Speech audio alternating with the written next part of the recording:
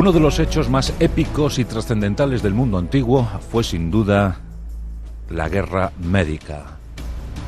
El enfrentamiento, el conflicto bélico entre griegos y persas. Diferentes contiendas, diferentes guerras, con batallas sublimes, dignas de ser contadas en los siglos.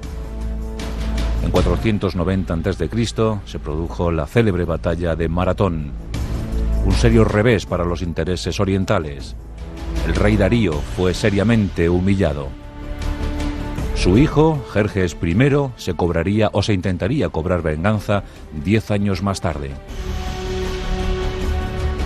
Lo que el célebre emperador persa no podía suponer es que se iba a enfrentar a la determinación, al honor, a la valentía, a la genética de un pueblo indomable, el griego, y al frente de ese pueblo griego, la vanguardia, el ariete, los espartanos.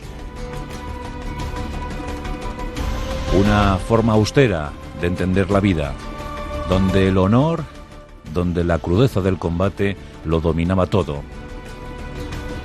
Una madre espartana, tras el ceremonial en el que su hijo se había convertido en guerrero de Esparta, le entregaba un escudo de combate y le decía: volverás a Esparta con esto o sobre esto, diciéndole de esa manera que solo podría regresar a la ciudad victorioso. También cuenta la historia, cuenta la leyenda, que una madre sacrificó a su hijo porque éste regresó a Esparta con una herida en la espalda.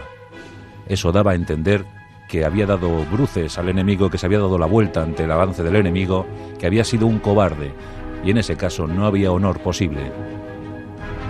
Los espartanos eran tremendos. Todo lo basaban en la mano militar, en el combate, en la defensa heroica de sus territorios, las 5 villas de Esparta. Desde bien niños se preparaban para la muerte. En el año 481 a.C., un inmenso ejército, una gran y enorme máquina bélica, se preparaba para invadir Grecia. El rey Jerjes I había dominado buena parte del mundo antiguo, había sometido, había doblegado a más de 1000 pueblos y había alistado un ejército que aún hoy en día es difícil cuantificar. Algunos especialistas hablan de unos 240.000 efectivos, otros incrementan esa cifra hasta los 2 millones. Lo cierto es que un auténtico enjambre de persas estaba dispuesto a invadir Grecia, a someterla a su poder, a sojuzgar el ánimo de los griegos. Jerjes estaba dispuesto a vengar el nombre de su padre. No se volverían a reproducir los errores de Maratón, los errores de las otras guerras médicas. Este sería el momento definitivo. Nos encontramos en el verano de 481 a.C. Los griegos se sienten amenazados. Los territorios del Asia Menor han sido cubiertos por la vanguardia de los persas. La invasión se intuye inminente. El Gran Consejo Panhelénico se reúne en la ciudad de Corinto.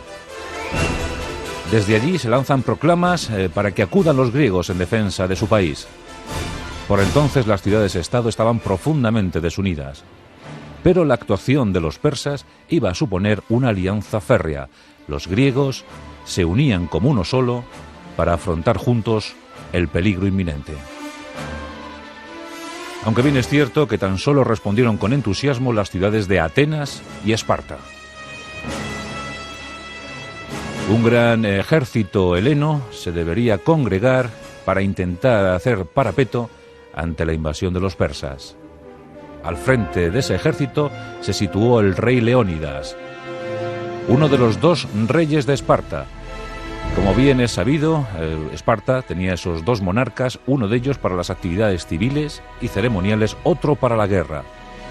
Y Leónidas cumplía a la perfección con el papel que se intuía en cualquier rey militar espartano.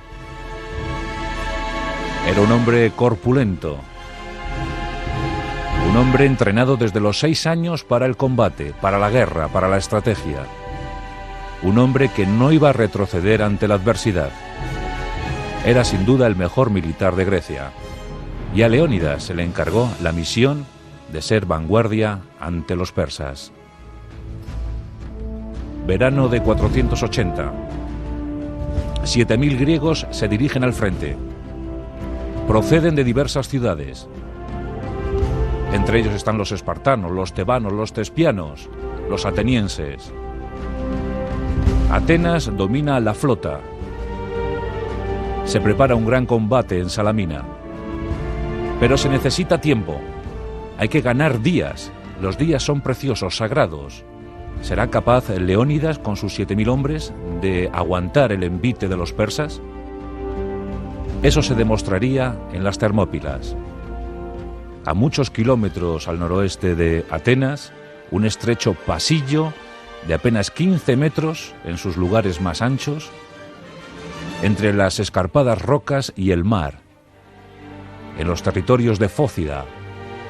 Pues en aquellos territorios, en aquel pasillo, se encontraba un muro defensivo, y ese fue el lugar elegido por Leónidas para esperar el ataque persa. Los 7.000 hombres se fueron situando en ese corredor. ¿Cuánto tiempo serían capaces de ganar?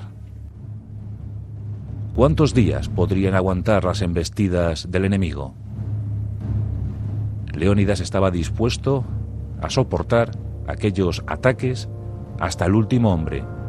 Sabía, era consciente, que cualquier día ganado al enemigo sería fundamental para que Grecia sobreviviera. Mes de julio de 480 a.C. Los griegos están preparados. Frente a ellos, la maquinaria bélica de Jerjes I. Cerca de Jerjes se encuentran algunos asesores militares, el caso de Demaratus, antiguo rey de Esparta y que ahora vivía en el exilio, siendo mercenario de Jerjes. Las patrullas persas investigan, escrutan, intentan averiguar, intentan interpretar qué está preparando el enemigo griego. Comprueban estupefactos cómo los hoplitas están atusando sus cabellos y realizando prácticas deportivas. Con esas noticias llegan a Jerjes, se las comunican y Jerjes, pues un poco contrariado, un poco extrañado, interpela a Demaratus, le dice: ¿qué están haciendo tus compatriotas? Y Demaratus, consternado, en el fondo era griego y sentía los colores, le dijo al emperador: están preparando sus cabellos con aceites, están curtiendo sus cuerpos en deportes, porque son conocedores de que se enfrentan a un combate definitivo y cruel.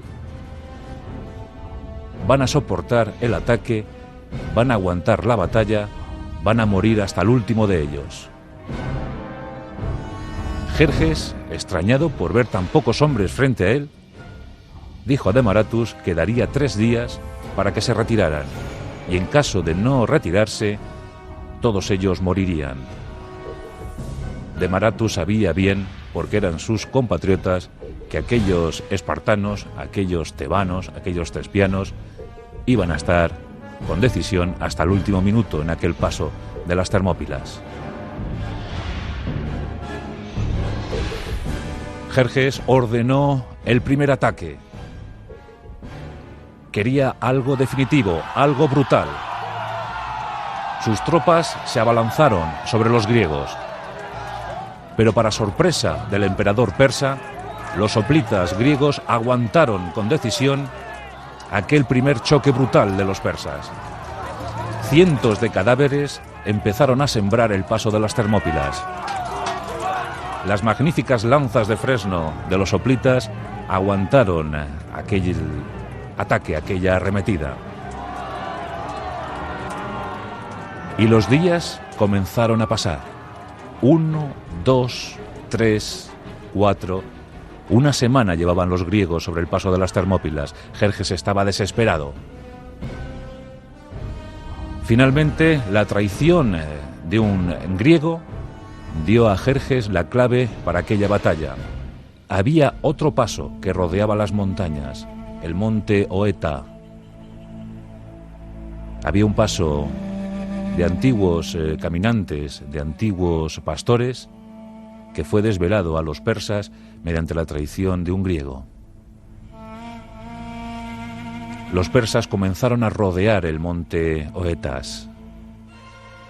Una pequeña guarnición de focios advirtió a Leónidas sobre el peligro que se cernía en torno a los griegos. Leónidas entendió que sacrificar allí a 7.000 hombres era algo inútil, estéril, y que esos 7.000 guerreros, esos 7.000 hoplitas, iban a ser muy necesarios en futuros combates. Por tanto, con una pequeña guarnición aguantaría lo que pudiera, pero el grueso de su tropa debería ser salvada. Debería regresar a Grecia para integrarse en el gran ejército que se preparaba ante el ataque de los persas. Ordenó que la mayoría de su ejército regresara, se replegara. Y él eligió escrupulosamente a 300 hombres, 300 espartanos, 300 hombres que habían dejado descendencia en Esparta. Por tanto, ninguna familia se iba a desgajar, ninguna familia quedaría destruida por aquel combate. 300 hombres de lo mejor, la flor innata del ejército espartano.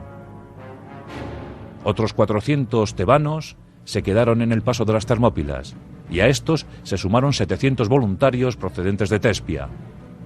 Por tanto, Leónidas contaba con 1.400 efectivos. Y ante ellos, la inmensidad persa. Jerjes entendió, tras ver cómo se replegaban los griegos, que la victoria era suya.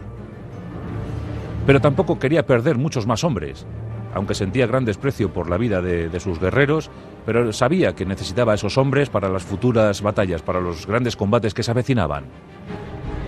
Por tanto, envió emisarios al muro defendido por Leónidas y los suyos. Estos emisarios advirtieron a Leónidas que en caso de no rendirse, una nube de flechas persas cubriría los cielos para clavarse en sus cuerpos. Leónidas dijo: mejor así. Los griegos combatimos mejor bajo las sombras. La suerte estaba echada para Leónidas y sus hombres.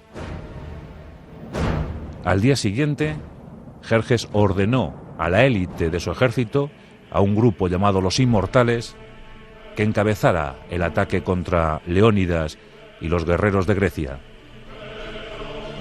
Pero tampoco les iba a dar ese gusto Leónidas. Sabedor que su destino, que su suerte estaba echada y que pronto caminaría por la nocturnidad, caminaría por los cielos de Grecia, por el mundo sobrenatural,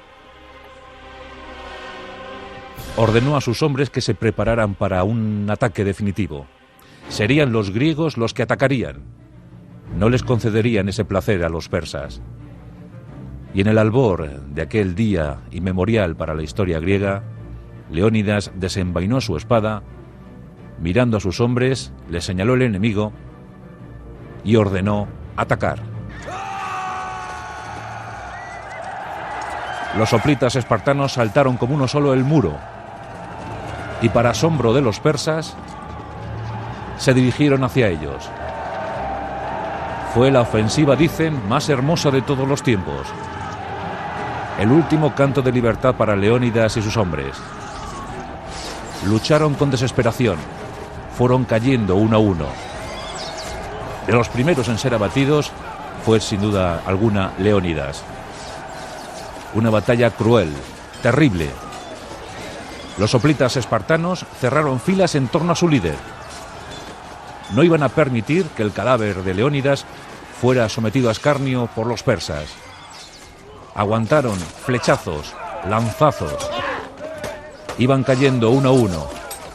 Las últimas órdenes eran resistir. Resistir a ultranza hasta el último hombre, hasta que cayera el último escudo de Esparta. Los tespianos también iban siendo diezmados. Los tebanos finalmente se rindieron a cambio de un mejor trato. Pero los espartanos, los 300 espartanos, sucumbieron en aquella jornada heroica de las Termópilas. Finalmente, tras la batalla, las imágenes del campo eran dantescas. Se podía ver grupos de hombres diseminados por todo aquel paso angosto de 15 metros apenas. Hoplitas ensartados por decenas de flechas. Cuerpos ensangrentados.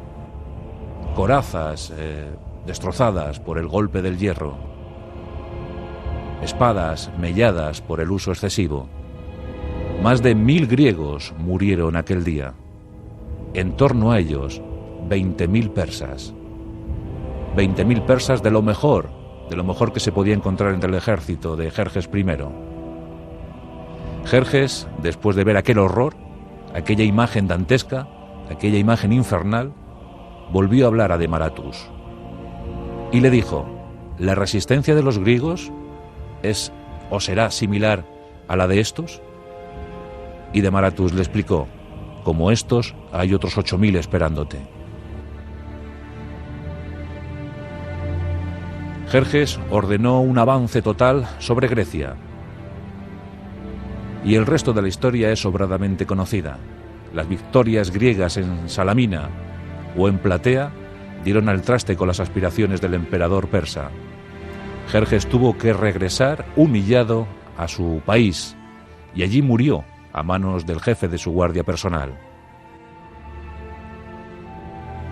Hoy en día, en el Paso de las Termópilas, hay un túmulo, hay un monumento inmemorial dedicado al esfuerzo de aquellos héroes. Y en ese monumento reza una inscripción en la que se puede leer: extranjero, ve a Esparta y dile que aquí sucumbimos por cumplir sus leyes. Grecia quedó a salvo y sin duda alguna Leónidas, el gran Leónidas, tuvo mucho que ver en ese empeño.